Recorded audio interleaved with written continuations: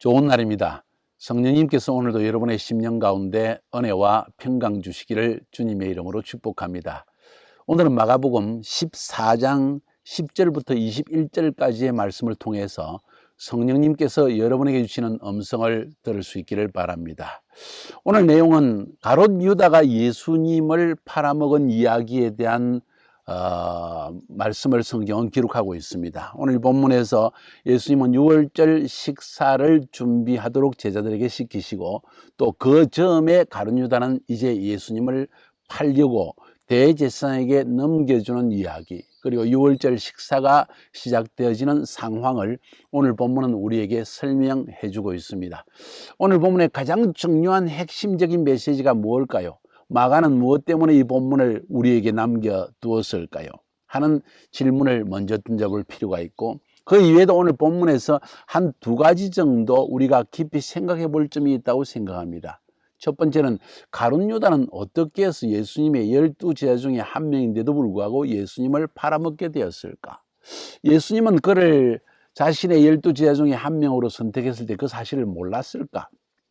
또 가룟 유다는 어떻게 해서 예수님을 어떤 동기에서 팔아먹었을까 하는 첫 번째 질문과, 두 번째 질문은 어떻게 해서 예수님이 유월절 식사를 그의 제자들과 함께 하실 그 다락방이 있다는 것을 미리 알고 주인에게 두 제자를 보내어서 그 다락방을 보이라고 말했을까? 이 모든 것 본문을 통해서 이해하는 것이 굉장히 중요한 것 같습니다. 저는 늘 성경을 강의하면서 여러분에게 말씀드리는 거 있습니다. 성경은 단순히 읽기 위한 것이 아닙니다. 성경은 그것을 통해서 우리가 단순히 설교를 수동적으로 듣기 위한 것이 아닙니다. 성경은 우리에게 주신 것이고 우리가 이해하도록 하기 위해서 하나님께서 우리에게 주신 책이라는 것을 기억할 필요가 있습니다. 자, 오늘 본문으로 한번 들어가 봅시다. 본문의 상황은 유월절입니다. 유월절은 무슨 날인가요? 어린 양을 잡아서 하나님께서 이스라엘 백성들을 애굽에서 출애굽시킨 사건을 기념하는 절기입니다. 어찌 보면 이건 유대인들을 위한 절기인 것처럼 보여집니다. 그러나 그 안에는 인류 전체를 향한 하나님의 구원의 아름다운 계획이 담겨져 있습니다. 왜 그렇습니까? 유월절의 어린 양은 바로 우리 모든 인류의 죄악을 대신 짊어지고 피를 흘리신 예수 그리스도를 상징적으로 예표적으로 보여주는 것이기 때문입니다. 그래서 유월절은 단순히 유대인만을 위한 것이 아니라 모든 인류를 위한 위대한 절기라는 것을 우리가 알 필요가 있습니다. 더 중요한 것은 오늘 본문에서 예수님은 이제 유월절 식사를 제자들과 함께 하시고 겟세마네 동산에서 기도하시고 결국은 제사장과 그리고 모든 헤롯 왕과 이런 사람들에게 잡혀서 십자가에 못 박혀 죽게 되어집니다. 이것은 무엇을 우리에게 말하고 있습니까? 예수님은 유월절 어린 양으로 죽기 위해서 오셨다는 것입니다. 바로 그래서 유월절의 시즌에 주님은 오셔서 유월절에 바로 하나님의 시간표를 따라서 유월절에 기록되어진 그 예언, 절기는 하나님의 예언입니다. 그 예언적 절기를 따라 그 하나님의 예언적 시간표를 따라 예수님은 죽기 위해서 오셨고, 언제 죽기 위해서 오셨는가? 유월절에 죽기 위해서 오셨다는 것입니다. 절기대로, 예언대로 주님은 죽기 위해서 이제 마지막 식사를 그의 제자들과 하시는 것입니다. 이것이 중요합니다. 여러분은 여러분의 인생을 어떻게 살아가고 있습니까?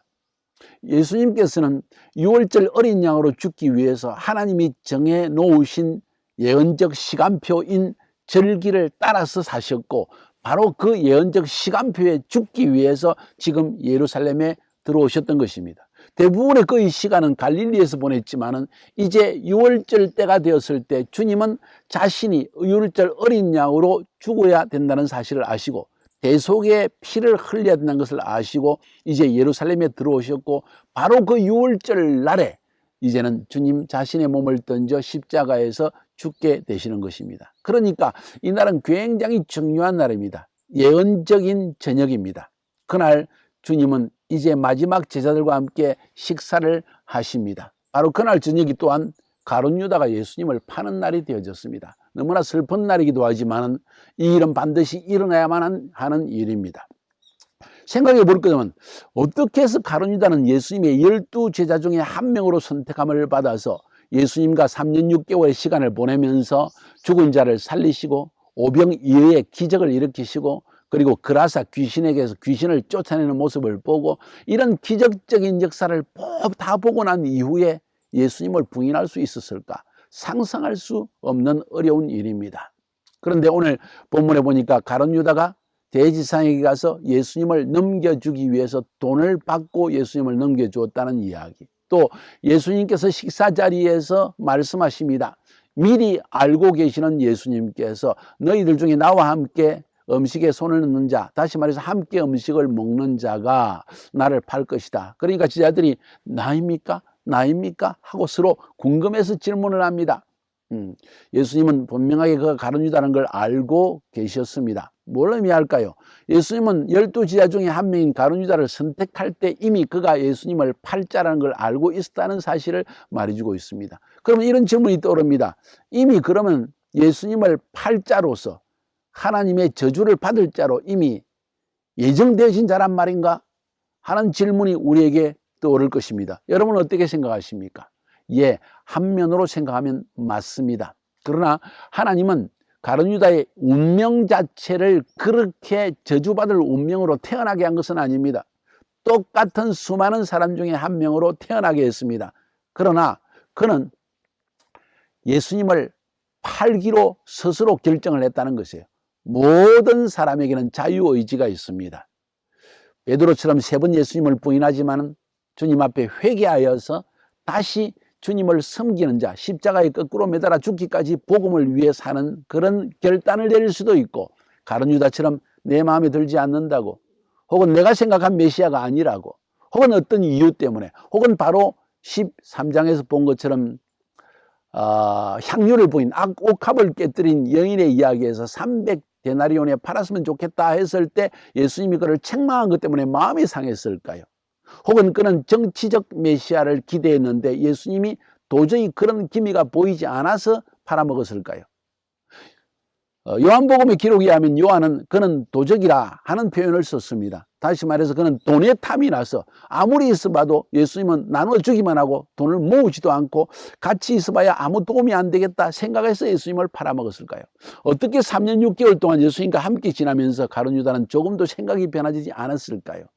이런 생각을 해볼 수 있습니다. 첫 번째 생각은 무엇인가 하니 주님은 똑같은 존재로 가룟 유다도 베드로도 우리도 다 지으셨습니다. 그리고 우리가 우리 자신에게 자유의지가 있습니다. 주님을 따를 것인지 배반할 것인지. 자, 우리에게 자유의지가 있다는 거예요. 그리고 가룟 유다는 스스로의 의지로 예수님을 팔아먹기로 결단을 내립니다. 하나님은 그것을 미리 보고 계십니다.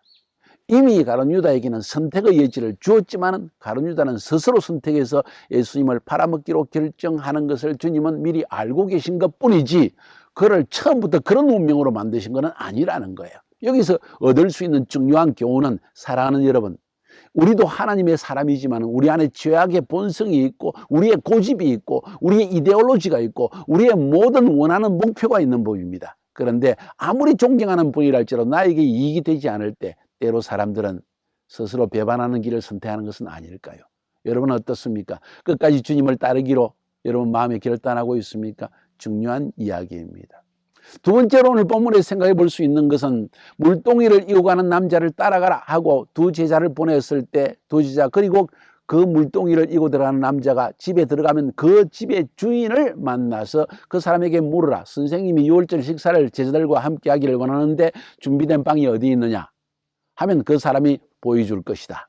참 신기한 이야기입니다. 예수님이 그 주인하고 미리 이야기했을까요? 그건 아닌 것 같아요. 만약 그랬을 것 같으면 예수님께서 제자들에게 말했을 것입니다. 예루살렘의 어느 거리에 몇 번지에 가서 그 주인을 만나라 이렇게 말했을 것입니다. 그런데 오늘 본문은 그렇게 말하지 않고 예루살렘에 들어가면 물동이를 이고 가는 남자, 사실 누가복음에 하면 남자라고 표현했고 오늘 마가복음은 한 사람이라고 표현했습니다. 남자입니다. 대개 여자들이 물동이를 내 남자가 메었습니다. 이것은 종이라는 뜻이에요. 그 종은 결정권이 없습니다. 그리고 그 종을 따라가서 주인과 만나서 대화를 해라고 합니다. 자, 여기서 예수님이 그 주인과 이야기를 미리 했을까요? 전혀 아닌 이야기입니다. 그건 뭘 말합니까? 예수님은 신적인 예지, 미리 알고 계시는 능력으로서 한 사람, 예루살렘에 있는 한 사람 주인이 예수님을 위해서 랍비 메시아에 대한, 예수에 대한 이야기를 오랫동안 들었을 것입니다. 어쩌면 그 예수님께서 예루살렘에 오신다면 우리 집에서, 우리 다락방에서 유월절 식사를 하시면 얼마나 좋을까 하는 생각을 가졌을 거라고 생각합니다. 주님은 신적인 지혜로 이것을 미리 아시고 두 제자를 보내가지고 그 주인을 만나게 하시고 그 방을 준비해서 유월절 식사를 하겠다는 이야기입니다. 뭔 이야기입니까? 우리가 주님을 따라다닐 때, 주님을 섬길 때 주님은 우리의 필요를 다 알고 계십니다. 어떤 사람은 생각하기에 주님을 따르는 것은 무조건 섬기는 것이고 희생하는 것이고 죽임을 당하는 순교를 각오해야 되고 어려울 것이고 배고플 것이고 잠도 못 잘 것이고 이렇게 생각할 수 있겠죠. 전혀 다 그렇지 않습니다. 하나님의 목적을 이루기 위해서, 하나님의 뜻을 성취하기 위해서 하나님은 모든 걸 준비하고 계시고 모든 것을 알고 계시고 그의 사랑은 제자들의 삶에서도 필요한 것이 뭔지를 알고 계신다는 사실을 오늘 본문은 우리에게 말하는 것이 아닐까요? 여러분, 주님을 따르십니까? 주님을 섬기십니까? 염려할 필요가 없습니다. 오늘 이처럼 신적 예지를 가지고 하나님은 자신을 위해서 예비한 사람을 만나게 하시고 모든 필요한 것을 채워주신다는 것을 여러분은 기억할 수 있기를 바랍니다. 오늘 본문을 통해 주시는 가장 큰 교훈은 하나님은 모든 것을 미리 알고 계신다. 주님은 자기의 인생을 하나님의 시간표를 따라서 사셨다. 6월절에 죽기 위해서 오셨고 가룟 유다가 그를 팔 것도 알고 계시지만 순종함으로 하나님의 시간표를 따라 하나님의 뜻을 위해 사셨다는 것을 본문은 말하고 있습니다. 여러분의 인생은 어떻습니까?